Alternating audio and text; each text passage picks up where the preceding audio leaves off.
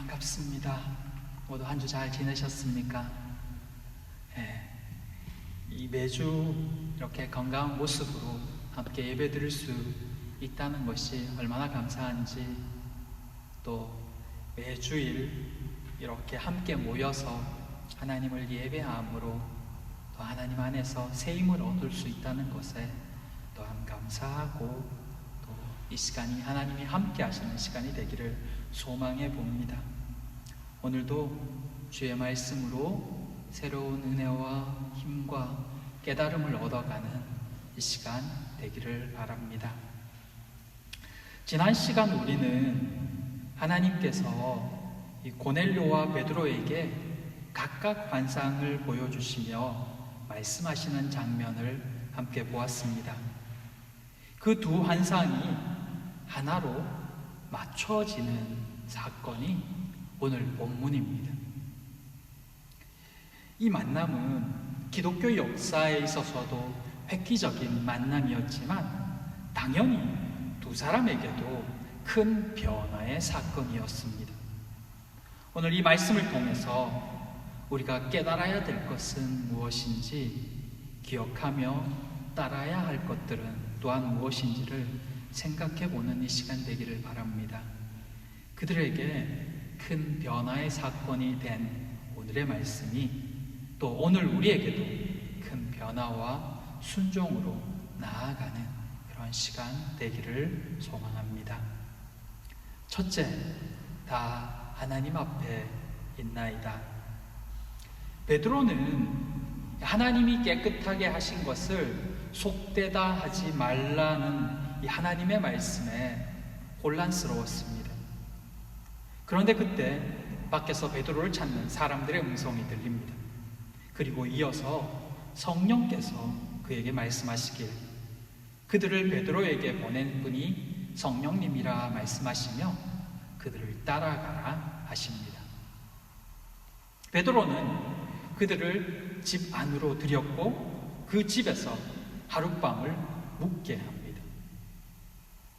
이 일은 사실 사도행전 10장 28절에 유대인으로서 이방인과 교제하며 가까이 하는 것이 위법이다라고 말하는 이 베드로의 말처럼, 유대인들이 이방인들과 한 집에, 그것도 같은 공간에서 잠을 잔다는 것은 유대 사회에선 있을 수 없는 일이었습니다. 유대 공동체로부터 이 부정한 자로 취급받기도 했지만, 이보다 더 심각한 것은 이방인과 접촉하는 것은 곧 율법을 어기는 행위로서, 이것은 즉 다시 말하면 하나님의 말씀을 버리는 일이라 여겨졌기 때문입니다. 선민의식이 가득한 그들에게 하나님의 말씀을 어긴다, 또한 그로 인해서 하나님으로부터 버려진다는 것은 상상하기도 싫은 끔찍스러운 일이었습니다. 교회를 잘 다니고 있는데 너 마귀 자식이야 라고 누군가 말한다면 이것보다 더한 모독은 없겠지요. 그들에게 율법의 말씀을 어긴다는 것은 이런 의미였던 것입니다. 그러니 이 부정한 짐승을 먹지 말라고 하시는 그 하나님의 말씀도 베드로는 이해하기가 어려웠던 것입니다. 그런데 그런 베드로가 이 부정한 이방인과 한 집에서 머물고 있다는 것은 실로 엄청난 일이 아닐 수가 없습니다. 평생을 쌓아왔던 스스로의 그 신앙의 틀을 깨고 있으니 말입니다. 그럼에도 그가 이런 과감한 결단을 할 수 있었던 것은 단 하나였습니다. 성령께서 말씀하셨기 때문입니다. 그러기에 그는 이방인을 그가 묵고 있는 집에 들일 수도 있었고, 그를 따라 또한 이방인의 집으로 갈 수도 있었습니다. 예수님을 믿는다는 것이 어떤 것인가? 성령의 음성에 순종한다는 것이 어떤 것인가를 너무 잘 보여주는 모습이 아닐 수 없습니다. 우리는 주님의 말씀에 이렇게 순종하고 있을까? 심각하게 스스로를 돌아보게 합니다. 말씀에 순종하는 또 다른 본은 고넬료에게서도 보여집니다. 고넬료는 이 환상을 본 후에 즉시로 사람을 베드로에게 보냈습니다. 그리고 그는 그의 친척과 또한 그의 가까운 친구들을 모아서 베드로를 기다립니다. 베드로가 온다는 대답도 못 들었고 또 온다 한들 언제 올지도 모릅니다. 그런데 그는 가까운 사람들을 다 불러 모아놓고는 무작정 기다립니다. 왜 그렇습니까? 하나님의 천사가 베드로를 청하라 했으니 반드시 그가 올 것이라고 믿었던 것입니다. 그리고 혼자만 기다린 것이 아니라 사랑하는 친척과 친구들까지 다 불러 모아서 함께 기다립니다. 그가 이 만남을 얼마나 기대하고 사모했는지는 그가 베드로를 만나는 모습 속에서도 드러납니다. 그는 베드로가 들어오자 그 발 앞에 엎드려 절을 합니다. 베드로가 나도 사람이라 라고 말하며 그를 말린 것을 보면 고넬료가 베드로를 어떻게 맞이했는지 짐작할 수 있습니다. 마치 하나님에게 하듯 그에게 절을 했다는 것입니다. 그러니 놀라서 베드로가 말렸겠죠. 그만큼 이 고넬료는 베드로와의 만남을 사모했었고 귀하게 여겼다는 뜻입니다. 그가 왜 이렇게 이 만남을 중요하게 생각했을까요? 33절에 이제 우리는 주께서 당신에게 명하신 모든 것을 듣고자 하여 다 하나님 앞에 있나이다. 그는 이 만남이 하나님의 말씀을 듣는 자리라고 생각했던 것입니다. 그는 지금 다 하나님 앞에 있다라고 그렇게 말합니다. 그는 하나님의 말씀을 듣기 위해 그 자리에 있었던 것입니다. 그가 베드로를 이렇게 영접한 것도 또 그를 통해 하나님이 말씀하실 것을 믿었기 때문입니다. 그가 친척과 친구들을 다 불러 모은 것은 모두 다 하나님의 말씀을 듣게 하기 위함이었습니다. 그들 눈앞에 또 그의 눈앞에 서 있는 사람은 그들이 다스리는 유대 땅의 한 늙은 어부가 아니라 하나님의 말씀을 전해줄 하나님의 사람이었습니다. 그러기에 고넬료는 그가 할 수 있는 최선의 예를 다하여 베드로를 맞이하고 있는 것입니다. 말씀을 사모한다는 것이 어떤 것인지를 새삼 깨닫게 합니다. 사실 로마 관리가 피지배국의 한 늙은 사람에게 머리를 조아린다는 것, 더구나 그 발 앞에 납작 엎드려서 절한다는 것은 있을 수 없는 일입니다. 우리는 때로 아닌 줄 알면서도 체면 때문에, 사람들의 눈치 때문에, 자존심 때문에 말씀대로 살지 못하고 믿음대로 행하지 못할 때가 있습니다. 어떤 때는 이 사람들의 평가가 두려워서, 이 입방아가 두려워서 거짓을 말하거나 아니면 침묵하기도 합니다. 왜일까요? 냉정하게 돌아볼 때 그 중심에 하나님보다 더 중요하게 여기는 것이 있기 때문입니다.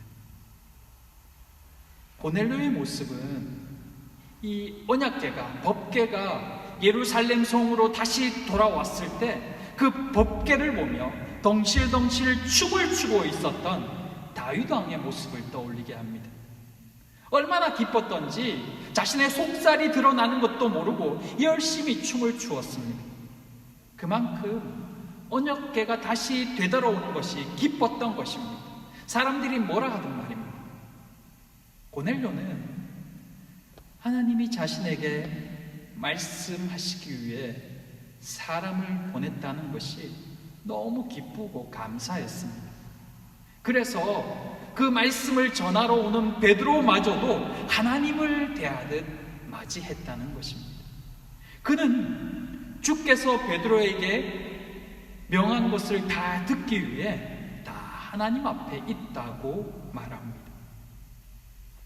그는 지금 베드로 앞에 있다고 하지 않고 하나님 앞에 있다고 말하고 있습니다.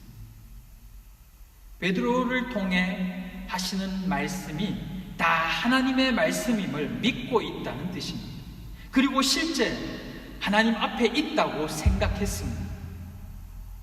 그런 그에게 하나님의 말씀이 임하지 않을까요? 예전에 제가 그런 말씀을 한번 드렸던 기억이 납니다. 어느 교회에서 사역하고 있을 때 한 번은 부흥회가 있었는데 정말 말씀을 듣기가 너무 어려웠습니다. 힘들었습니다. 저뿐만 아니라 그곳에 모인 대부분의 사람들이 다 비슷했습니다. 근데 유독 한 사람만, 한 분만 은혜 충만이었습니다. 이해가 안 될 만큼 말입니다. 그러면서 깨달은 것이 있었습니다. 정말 사모하면 어떤 경우에도 은혜를 받을 수가 있구나. 여전히 저는 그 강사분이 온전히 준비하지 못했다고 생각하고 전하는 자는 절대로 그러해서는 안 된다라고 생각하고 있지만, 그럼에도 사모하는 자에게는 하나님께서 은혜를 주신다는 것에 대해서 깨닫는 시간이기도 했습니다. 그러면서 저 스스로를 돌아보는 계기도 되었습니다. 분명한 것은 하나님 앞에 서지 않으면 하나님의 말씀을 들을 수는 없다는 것입니다. 감동을 받을 수 있고 심지어 은혜를 받을 수도 있지만, 그럼에도 하나님 앞에 서려는 결단이 없으면 하나님께서 내게 들려주시는 말씀은 듣기가 어렵습니다. 생각할 때마다 마음이 아픈, 두고두고 생각나는 한 성도의 말이 있습니다. 저는 봉사하러 예배에 옵니다. 예배에 대해서 몇 번이나 알려주었지만 여전히 그 생각이 가득했던 그 성도의 모습이 오늘 이 고넬료의 말로 인해 더 많이 생각이 납니다. 예배는 봉사하는 시간이 아니라 하나님 앞에 서는 시간입니다. 하나님 말씀하시는 것을 듣는 시간이며 또 그러해야 합니다. 그런 마음이 없으면 평생 내게 주시는 말씀은 듣기가 어렵습니다. 은혜를 받을지 몰라도 그 삶을 바꾸는 하나님의 말씀은 듣기가 어렵습니다. 왜냐하면 내게 주시는 말씀으로는 들리지 않기 때문입니다. 베드로가 자신이 평생 지켜왔던 그 신앙 습관을 어떻게 버릴 수 있었을까요? 그에게 직접 말씀하시는 그 성령의 음성을 들을 수 있었기 때문입니다. 고넬료가 어떻게 포로국의 한 초라한 늙은이에게 머리를 조아리고 바짝 엎드릴 수 있었을까요? 그를 통해 하나님의 말씀을 들을 준비가 되어 있었기 때문입니다. 그리고 실제로 들었습니다. 사랑하는 성도 여러분, 하나님 앞에 서 있습니까? 하나님의 말씀을 들을 준비가 되어 있습니까? 하나님의 말씀을 듣고 있습니까? 기다리고 사모하는 만큼 들립니다. 그 사모한 만큼 삶의 변화가 있습니다. 말씀을 기대하고 사모하며 하나님 앞에 서는 모두가 되기를 진심으로 축복합니다. 모두가 하나님의 말씀을 들을 수 있기를 기도합니다. 둘째, 완전한 그림은 공동체 안에 있습니다. 사도행전 10장의 말씀을 쭉 읽다 보면 이 모든 일을 주도하고 계시는 분이 하나님이심을 분명하게 깨달을 수 있습니다. 하나님께서 고넬료에게 천사를 보내 베드로를 청하게 하시고 또 베드로에게 환상으로 하나님의 일하실 것을 보여주셨습니다. 그리고 고넬료가 보낸 사람들이 가까이 왔을 때 성령께서 그 사람들을 맞이할 것과 또 그들을 따라갈 것을 말씀해 주셨습니다. 그 인도하심에 고넬료도 베드로도 순종합니다. 그렇게 두 사람이 마침내 만났습니다. 두 사람은 지금까지 경험한 것을 서로 이야기합니다. 그렇게 서로 이야기하는 가운데 무엇 때문에 두 사람을 만나게 하셨는지, 하나님께서 원하시는 것이 무엇인지를 깨닫습니다. 그 결과 고넬료는 예수 그리스도를 영접하고 성령을 받습니다. 하나님이 주도하시고 은혜를 주시는 장면이지만 그와 함께 깨닫게 되는 것은 하나님께서 일하시는 것을 더 분명하게 깨닫게 하는 은혜가 그들 가운데 있구나 하는 것입니다. 처음에는 두 사람 다 무엇 때문에 두 사람을 만나게 하시는지 잘 이해하지 못했습니다. 그래서 만났을 때도 그저 각자에게 일어난 일을 서로 이야기할 뿐입니다. 그런데 그렇게 각자에게 일어난 하나님의 일하심과 또 인도하심에 대해서 이야기하다 보니 하나씩 하나씩 몰랐던 퍼즐이 맞춰지면서 하나님의 일하시는 모습이 드러나기 시작하는 것입니다. 그리고 마침내는 그 만남이 무엇을 위한 것인지 그것도 깨닫게 되었다는 것입니다. 하나님은 그 두 사람에게 너희가 만나서 무엇을 이야기하고 어떤 일을 하고 그러면 어떤 일이 일어날 것이다 라고 말씀하지 않으셨습니다. 그냥 청하라고 하고 만나라고만 하셨습니다. 그 후는 그들이 서로 하나님이 하신 일을 나누는 것입니다. 그러면서 더 분명히 깨닫는 것입니다. 하나님께서는 진실로 여호와를 경외하는 자를 찾고 계시다는 사실을 말합니다. 이것이 믿는 이들 간의 대화요 교제입니다. 그 교제가 주는 유익입니다. 왜 우리가 공동체로 모일까요? 분명한 유익이 있으며 은혜가 있기 때문입니다. 그런데 그 유익과 은혜는 우리의 교제와 나눔을 통해 분명히 드러날 때가 많습니다.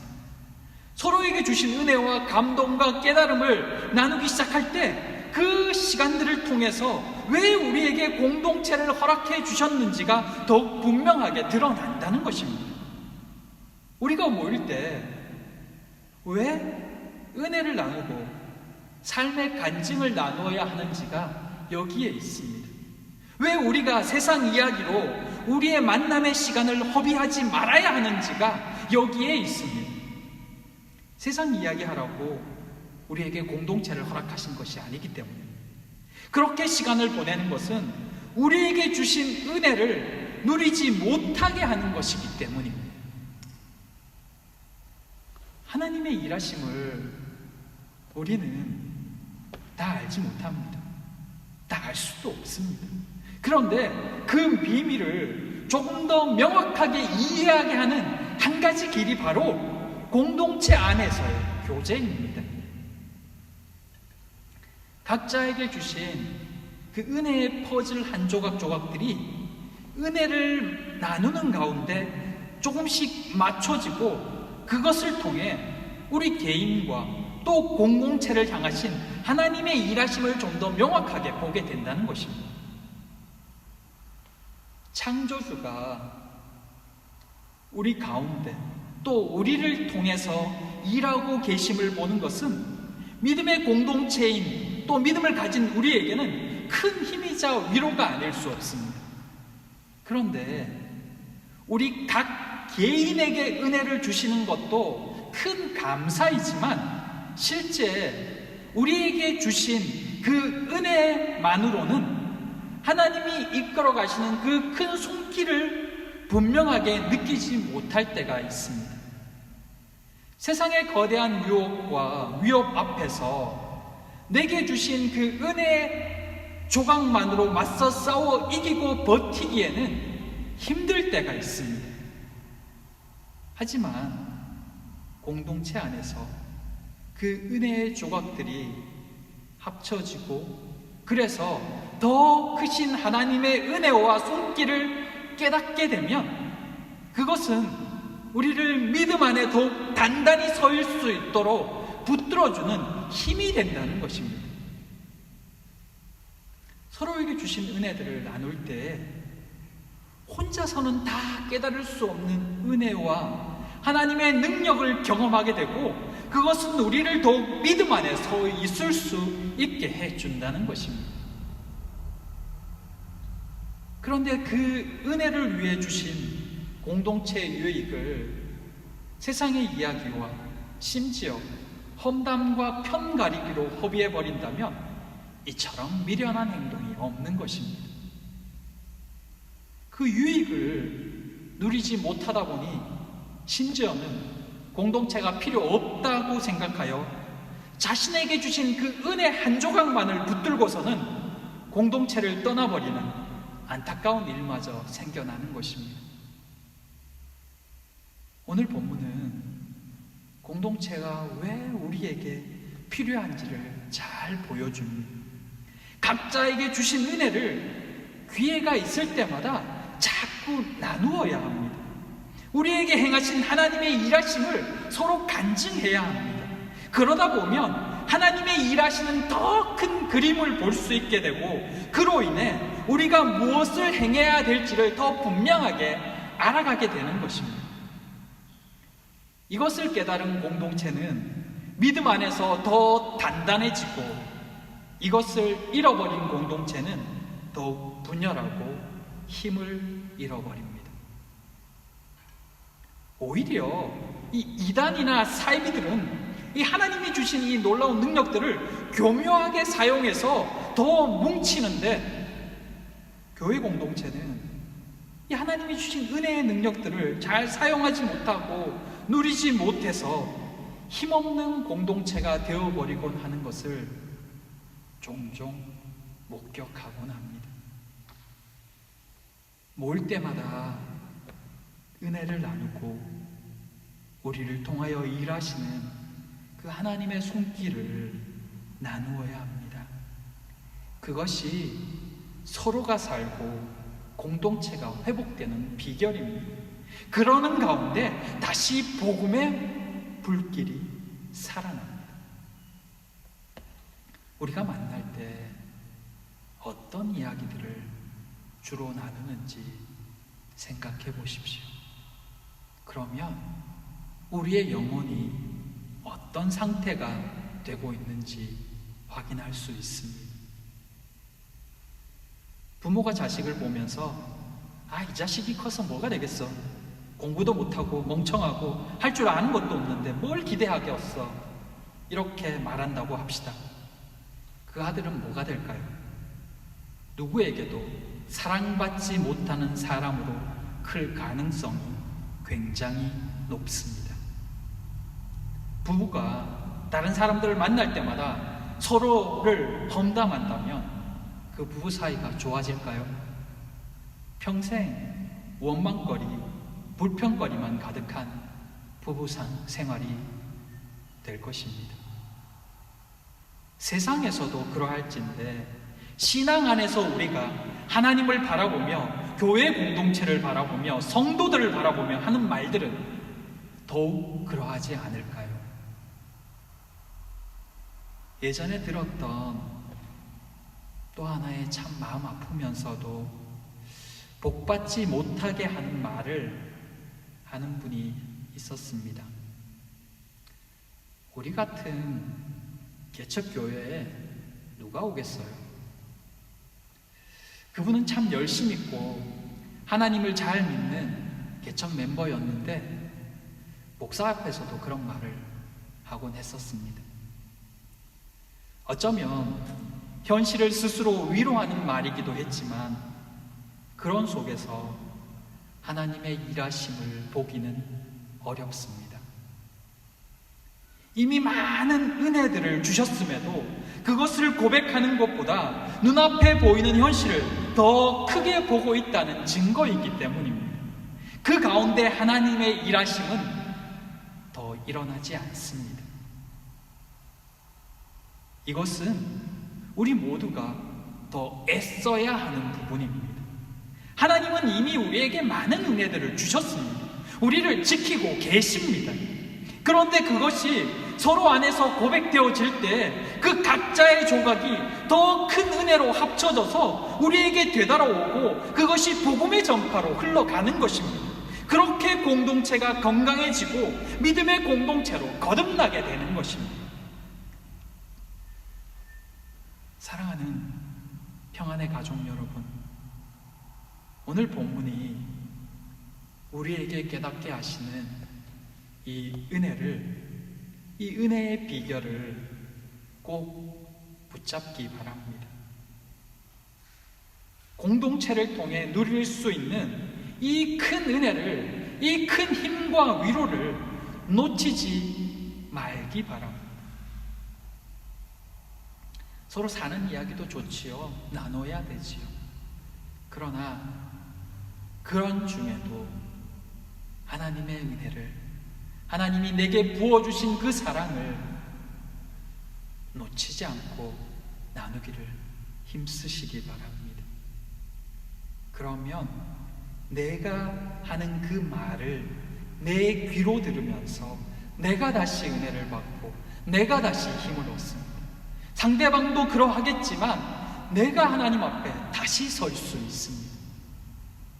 그렇게 서로 살아가는 것이고, 그게 하나님이 우리에게 성도를 허락하시고 교회를 허락하시고 믿는 자를 내게 붙여주신 이유입니다. 그럴 때 우리가 살아가는 이 세상은 좀 더 은혜가 있는, 하나님이 함께 하시는 세상임을 더 깊이 깨달아갈 수 있는 것입니다. 오늘 이 시간 하나님이 우리에게 그런 은혜를 부어주시고 그런 마음들을 허락해 주시길 바랍니다.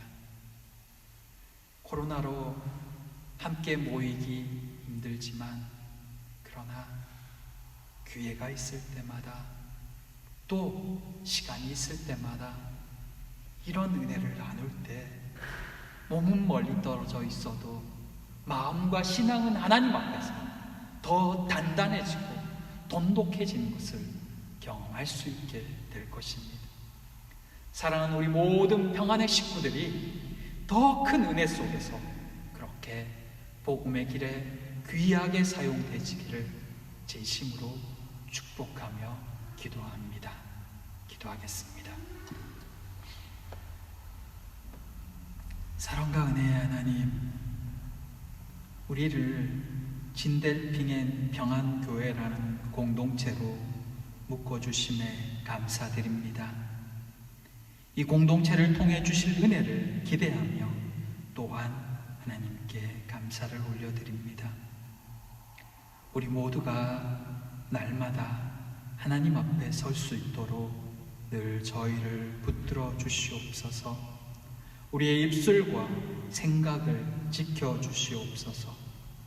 서로를 향한 은혜의 나눔이 커지고 그로 인해 더 큰 은혜를 경험하기를 소망합니다. 그 공동체의 기쁨을 누리는 우리 모두가 되게 하여 주시옵소서. 어리 수술을 앞두고 있는 이금숙 권사님을 붙들어 주시고 요한 어른을 비롯하여 연세 드신 어른들과 모든 평안의 가족들 한 사람 한 사람 주님의 크신 은혜와 능력의 손으로 붙들어 주시사 강건함과 평안을 누리게 되기를 소망하오며 예수님 이름으로 기도드립니다.